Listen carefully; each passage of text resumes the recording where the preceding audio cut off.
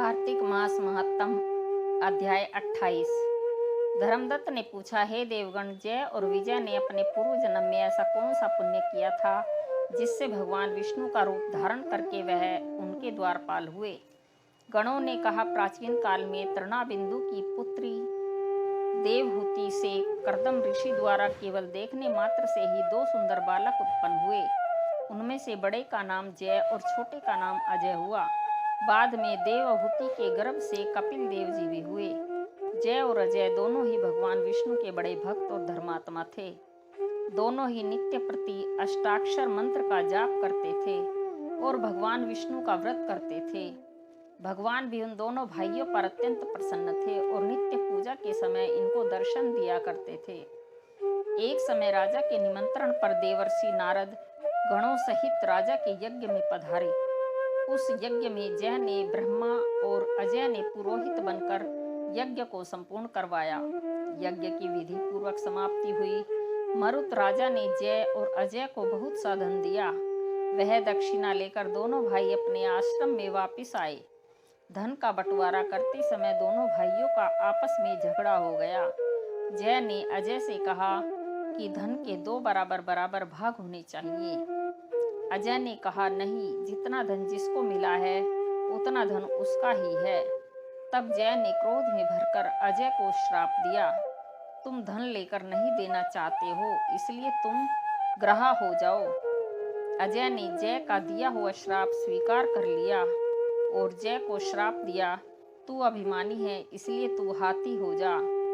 जब नियम पूर्वक दोनों की पूजा के समय जब भगवान उनको दर्शन देने के लिए आए तो दोनों ने भगवान से श्राप मोचन का उपाय पूछा। दोनों ने प्रभु से कहा, हे देव, हम दोनों आपके भक्त हैं, मगर हम हाथी की योनि में कैसे होंगे?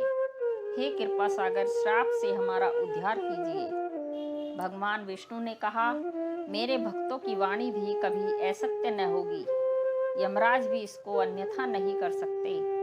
पूर्व काल में मुझे भक्तराज प्रहलाद के कहने पर स्तंभ से प्रकट होना पड़ा था और राजा अम्बरीश के कहने पर 10 अवतार लेने पड़े थे।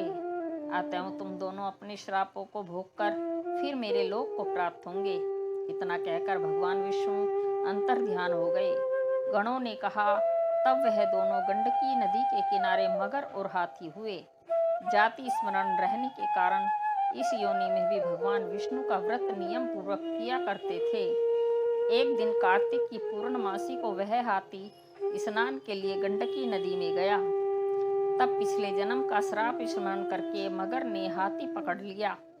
मगर के पकड़े हुए हाथी ने भी भगवान विष्णु का स्मरण किया। फिर क्या था, तुरंत ही शंख चक्र गदा पद्मधारी भगवान ने अपने सुदर्शन चक्र द्वारा उन दोनों मगर और हाथी का उद्धार किया और उन दोनों को अपने जैसा रूप देकर भगवान उन्हें बैकुंठ में ले गए।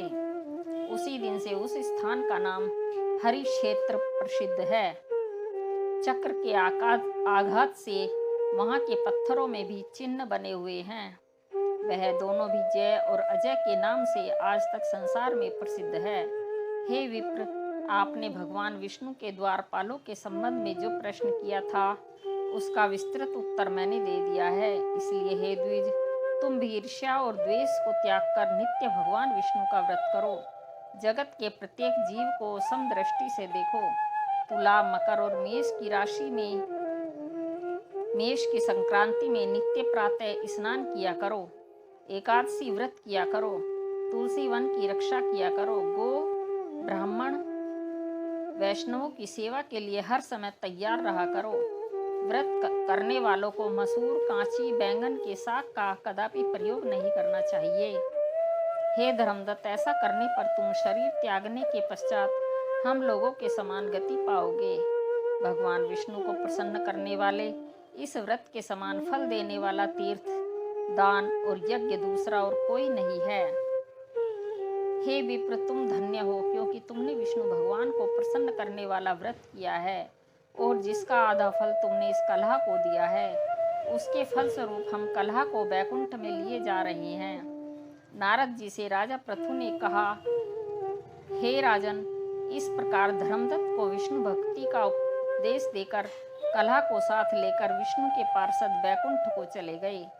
धर्मदत्त भी उनके आदेश अनुसार भगवान विष्णु के व्रत में तल्लीन हो गया और फिर जब उसका देहांत हुआ तो अपनी दोनों स्त्रियों के साथ विष्णु लोक को गया।